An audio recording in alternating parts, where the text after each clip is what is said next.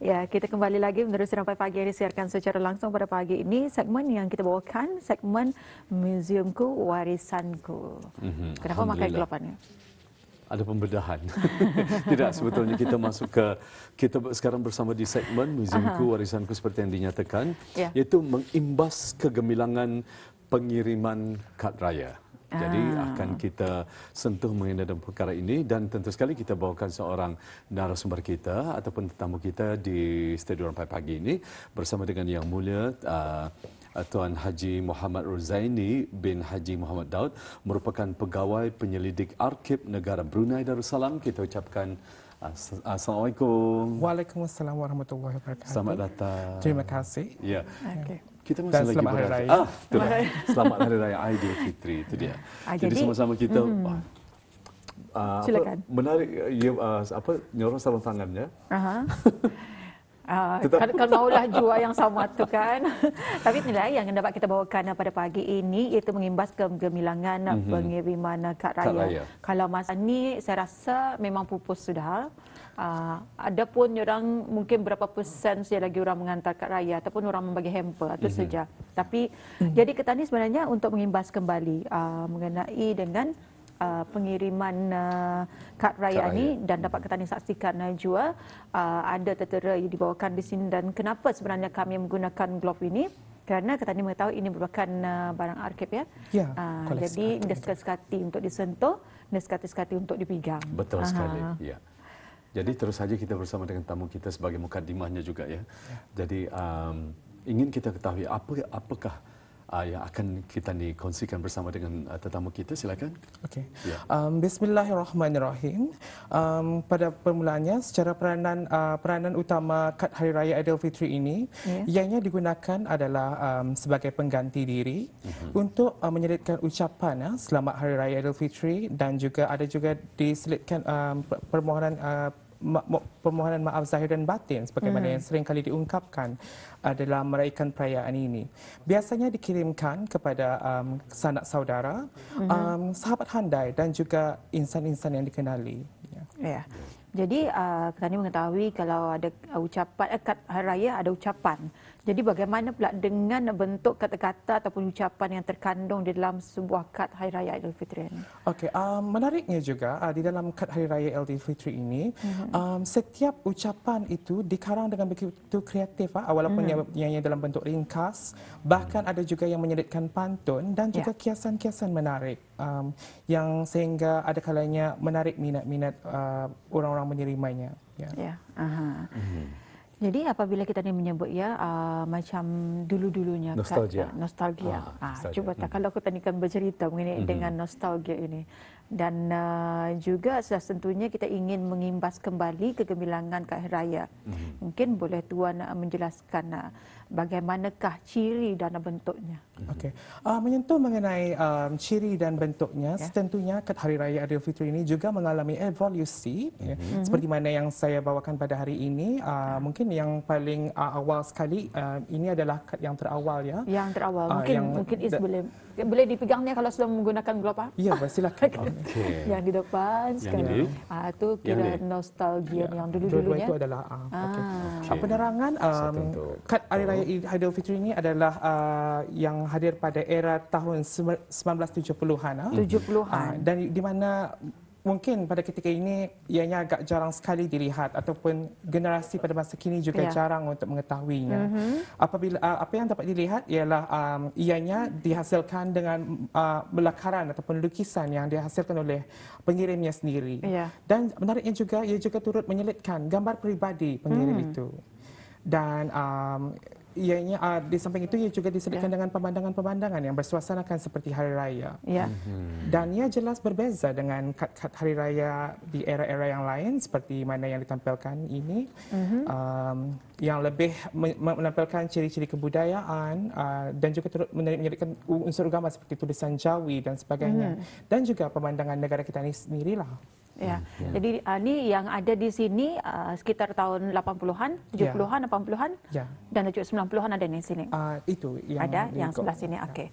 Dan juga saya memang tertarik dengan kad di tahun 70-an seperti yang Tuan katakan, ada tulisan yang tersendiri. Saya dulu sempat bertanyakan kepada orang tua ni, macam mana sebenarnya menulis kad sedikit damit kan? Ni orang damit lah kad ni.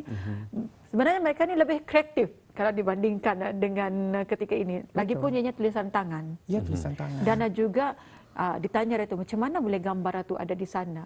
Kalau kata ni macam menggunakan komputer kan. Ya. Mungkin Tuan ada sedikit penceritaan yang mengenai dengan pembikinan. Sebagaimana menurut penyelidikan saya berdasarkan bertanya kepada beberapa orang informan jugalah sebelum ini, apa yang dikatakan oleh mereka di era 70-an ini, mereka memang akan bergambar lah seperti biasa, and then lepas itu gambar-gambar tersebut akan dicetak di dalam saiz bentuk ini. Lukisan-lukisan yang itu memang dihasilkan dengan tulisan sendiri dan juga karya kreatif mereka lah. Hanya gambar itu saja yang dicetakkan dan dimasukkan bersama dengan latar pemandangan yang ditampilkan di dalam kad hari raya ini. Baik, Tuan, mungkin dapat dijelaskan ini kad kad yang ada di tangan saya. Apakah ini yang original, maksudnya yang asli, ataupun ia dikecilkan untuk dijadikan sebagai satu bahan pameran, atau memang bentuknya sekecil ini? Ini adalah saiz aslinya lah. Saiz asli, mungkin ada juga yang menyatakan ada yang dalam saiz besar, tapi ini adalah yang unik pula untuk saiznya. Ya, sebab bila kita perhatikannya, nama si pengirimnya daripada apa dan sebagainya itu dalam tulisannya sangat begitu kecil sekali. Jadi bagaimana ya? Itu yang menjadi tanda tanya. Walau apapun, ia sangat kreatif dan menarik sebetulnya. Ya. Ini dia order. Apabila kita perhatikan di setiap bingkai gambar ini tapi sebetulnya bukan bingkai, tetapi bentuknya seperti ada bentukan bunga ya, ukiran ya, betul ya. Dan memang itu juga pernah saya lihat atau saksikan pada orang terdahulu ya, pada simpanan yang masih lagi menyimpan lah ya kad-kad raya tersebut. Sangat kreatif sekali. Tahun 70-an yang ini yang saya dapat lihat pada tahun 1 Oktober 1988. 88 saya baru umur berapa tahun ya? Ada jam 4 ni saya rasa. Ada jam 4 dah kita. Ini dia. Dan yang ada di tangan saya ini sebetulnya pada tahun 1974. 74, betul ya? Disertakan dengan tulisan tangan di bahagian belakangnya itu. Ia jelas menunjukkan keasliannya. Okey, ini dia antara kad-kad yang telah pernah dibawakan ya pada hari ini. Kalau bis kita dapat melihat di sini, walaupun orang kata ni mungkin ya, indah kesemuanya lah. Kalau ni yang sudah di era masa ni ya. Yang terbaru lah tu. Yang banyak terbaru dapat dilihat berjual di kedai-kedai lah jual. Masih pulang kena jual masa ni ya, tapi kegunaannya indah sebegitu meluas. Lebih kepada hiasan. Okey. Betul sekali. Itu dia yang dapat kita bawakan pada hari ini. Dan ingin kita bertanyakan lebih lanjut lagi mengenai dengan perkara ini, iaitu mengimbas kegemilangan pengiriman kad raya ini. Jadi kecanggihan teknologi sedikit sebanyak memberikan kesan dalam pengurangan kepada amalan tradisi pengiriman kad raya ini. Jadi namun apakah bezanya ucapan hari raya yang disampaikan melalui aplikasi di telefon pintar ini berbanding kad raya tradisi? Mungkin dapat dijelaskan. Betul, memang tidak dinafikan. Arus globalisasi semasa yang merangkumi juga kecanggihan teknologi telah memudahkan lagi penyampaian ucapan di dalam menyambut musim perayaan seperti Aidilfitri ini, di mana ucapan-ucapan itu boleh diberikan ataupun disampaikan hanya melalui aplikasi pintar seperti WhatsApp, bermula daripada awalnya mungkin sistem pesanan ringkas iaitu SMS ataupun juga multimedia services yang MMS menggunakan gambar saja ataupun GIFs. Namun jika dilihat daripada nilainya, mungkin ucapan-ucapan itu hanya bercirikan kepada rangkaian saja yang boleh di-save dan juga di-forwardkan kepada kontak-kontak yang lain. Dan ini jelas berbeza dengan kad-kad hari raya ini, di mana ia adalah dihasilkan dengan kreativitas tersendiri dan juga ucapan yang dihasilkan melalui luahan peribadi. Dan keikhlasan di situ jelas terpancarlah, sekaligus mewujudkan kembali nilai kad hari raya itu. Kad hari raya tersebut. Kad hari raya itu sebenarnya lebih menjiwai kita ni kalau memberi ucapan dan sebagainya, Pak. Ya, mewakili diri mewakili, sendiri. Itu dia. Baik, Tuan ya, Arkib Negara Brunei Darussalam sendiri ya memiliki koleksi kad raya dan juga kita ingin mengetahui berapakah jumlah keseluruhan kad raya yang terkumpul dan adakah ianya dibukakan bagi tujuan rujukan orang awam dan bagaimanakah prosedur bagi orang awam untuk merujuk koleksi arkib ini? Mungkin dapat dijelaskan. Secara keseluruhan, sebanyak 411 keping kad hari raya Aidilfitri 411. Ya, yang terkumpul di dalam Arkib Negara Brunei Darussalam. Dan bagi untuk menjawab persoalan mengenai sama ada ianya dibukakan untuk rujukan orang awam, setentunya Arkib Negara Brunei Darussalam sentiasa mengalu-alukan kehadiran orang awam bukan sahaja untuk merujuk koleksi kad-kad hari raya ini, bahkan lebih daripada 290,000 lagi bahan-bahan arkib yang sangat informatif dan berguna untuk bagi tujuan rujukan, terutama dalam melaksanakan sebuah aktiviti penyelidikan. Sebenarnya banyak ya. Kalau kata ni bercakap museum ni bukan saja kata ni lihat sesuatu perkara yang secara dasarnya saja, tapi sebenarnya banyak, meluas dan juga menjurus. Ini yang dapat kita saksikan juga ya antara sudutan dan juga petikannya. Dan di sini menyedari akan kepentingan nilai khazanah dan juga kenegaraan yang terdapat pada koleksi Arkib Negara Brunei Darussalam ini. Bagaimanakah sesuatu koleksi itu disimpan dan dijaga bagi memastikan ianya dapat bertahan sehingga kini? Okey, apa yang mungkin dapat dilihat pada hari ini mengenai dari sudut pengendalian sahaja, apabila kita ni memegang koleksi arkib ini, kita ni harus memegangnya dengan menggunakan sarung tangan.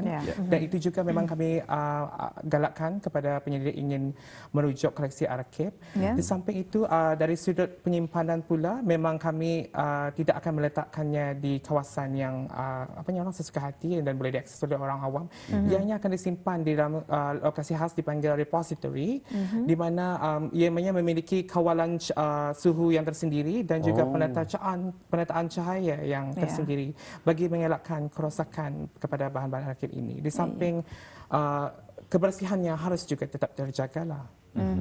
Dan kita ingin mengetahui juga Tuan ya, selain daripada perkara maksudnya apalagi selain daripada perkara ini, apalagi projek-projek ataupun penyelidikan yang dilaksanakan oleh pihak Arkib Negara Brunei Darussalam sendiri. Okey, menyadari akan Arkib Negara Brunei Darussalam bukan sahaja mengumpul koleksi-koleksi bahan yang lebih menjurus kepada bidang-bidang sejarah dan kebudayaan, bahkan Arkib Negara juga merangkumi kepada aspek industri, ekonomi, agama, pentadbiran dan juga perundangan, maka penyelidikan juga dilaksanakan berdasarkan bidang-bidang tersebut seperti mana dipertontonkan tadi. Jadi di sini mungkin Tuan boleh mengongsikannya berapakah jumlah statistik penyelidikan yang berkunjung ke Arkib Negara Brunei Darussalam setakat ini? Okey, alhamdulillah setakat daripada bulan Januari lalu sehingga Mei 2021, Arkib Negara Brunei Darussalam telah berjaya mengumpulkan seramai 604 orang penyelidik, merangkumi daripada penuntut, sektor kerajaan, swasta dan juga orang-orang persendirian yang hadir untuk bagi tujuan penyelidikan. Okey. Dan juga mungkin Tuan ya boleh memberikan sebarang nombor talian ataupun laman web bagi memudahkan orang awam untuk berhubung bagi mendapatkan maklumat lanjut mengenai dengan Arkib Negara Brunei Darussalam ini. Okey, bagi mana-mana individu yang hasrat untuk mendapatkan sebarang maklumat lanjut mengenai Arkib Negara Brunei Darussalam, mereka bolehlah menghubungi talian 2381 672 ataupun melayari laman web rasmi di laman web rasmi Jabatan Museum iaitu www.museums.gov.pn dan juga mengikuti laman media sosial rasmi Instagram kami iaitu Jabatan Museum. Ya. Jadi banyak sebetulnya yang boleh kita lihat sendiri antara yang tersimpan di Museum museum kita khususnya di negara kita Brunei Darussalam ya.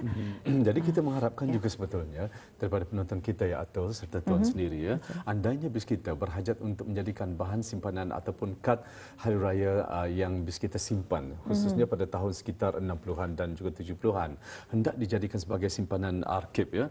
Jadi bis kita boleh terus menghubungi ataupun ke tempat yang telah pun dinyatakan. Mungkin dapat dikongsikan sekali lagi talian untuk dihubungi Tuan. Taliannya adalah 2381 672. Okey. Dan juga tadi Tuan ada menceritakan mengenai penyelidikan seramai 600 lebih penyelidikan. Keramaian bagi mereka yang menyelidik berurusan mengkaji dan juga antara kepentingannya sebenarnya. Antara kepentingan penyelidikan ini. Setentunya Arsip Negara Brunei Darussalam yang telah ditubuhkan sejak tahun 1977 sememangnya mengalu-alukan kehadiran orang awam untuk terus menyelidik rekod-rekod Arsip Negara Brunei Darussalam berangkumi daripada rekod-rekod awam, plan, peta, gambar dan juga video, manuskrip serta surat perjanjian, khususnya dalam mendukung wawasan Brunei 2035 untuk melahirkan generasi akan datang yang terdiri daripada masyarakat yang celik bukan saja satu bidang tetapi juga pelbagai bidang, merangkumi pelbagai bidang-bidang yang lain. Jangan saja orang Ketani lihat sebegini rupa, kadang-kadang Ketani terlepas pandang ya, sebab perkara ini adalah sangat berharga sebenarnya untuk Ketani. Ketani indah sampai orang ke masa lalu tu. Mungkin Ketani indah sampai di tahun 70-an masa Indong Ketani boleh orang membuat kad macam ni. Jadi menjadi risaan pada hari ini. Ya, sebabnya pada tahun kad yang ada di tangan saya ini saja 1974 usia saya pada masa itu 4 tahun. 4 tahun. Jadi kita ingin mengetahui mungkin apakah harapan ataupun saranan mungkin ingin Tuan sampaikan kepada penonton kita di luar sana? Okey, mungkin apabila kita ni melihat hari raya ni mungkin pada masa ini ia macam biasa saja. So apa jualnya orang sekeping kad. Betul. Apabila namun kalau bagi dari sudut kacamata penyelidik, okey, ia mungkin boleh dirujuk daripada strukturnya, bentuknya, bahkan juga apa yang tadi lihat pada era 1970-an ini, ia memang jelas berbeza dengan kad hari raya pada tahun ini yang memperlihatkan evolusinya dari segi ciri-cirinya seperti ada gambarnya dan juga saiznya yang berbeza dengan pada masa ini. Okey, itu dia. Dan juga mungkin terakhirnya yang ingin Tuan sampaikan sebelum kita menutup tirai segmen Museum Kewarisan Kewancari kita pada hari ini. Silakan Tuan. Alhamdulillah, terima kasih. Saya ingin juga mengucapkan terima kasih kepada Radio Television Brunei kerana menjemput saya untuk menerangkan sedikit sebanyak mengenai koleksi Arsip Negara Brunei Darussalam ini. Dan dengan itu, saya juga ingin sekali lagi mengalu-alukan kehadiran orang awam, khususnya yang berminat untuk melakukan penyelidikan untuk merujuk koleksi Arsip Negara Brunei Darussalam ini. Dan saya juga ingin mengambil kesempatan ingin mengucapkan selamat Hari Arsip Antarabangsa yang bakal disambut oleh seluruh dunia pada 9 Jun pada setiap 9 Jun. Ini lagi lama sebenarnya. Betul. Okey, ribuan terima kasih kami ucapkan kepada Yang Mulia Tuan kerana berkesudian untuk menjelaskan, mengimbas kegemilangan pengiriman kad raya. Semoga ianya bukan saja menjadi warisan Ketani dan juga menjadi hazanah Ketani, menjadi ingatan sampai bila-bila. Jadi sekali lagi terima kasih Tuan dengan penjelasan sebentar tadi. Sampai kita jumpa lagi. Assalamualaikum. Waalaikumsalam warahmatullahi wabarakatuh. Alhamdulillah ya.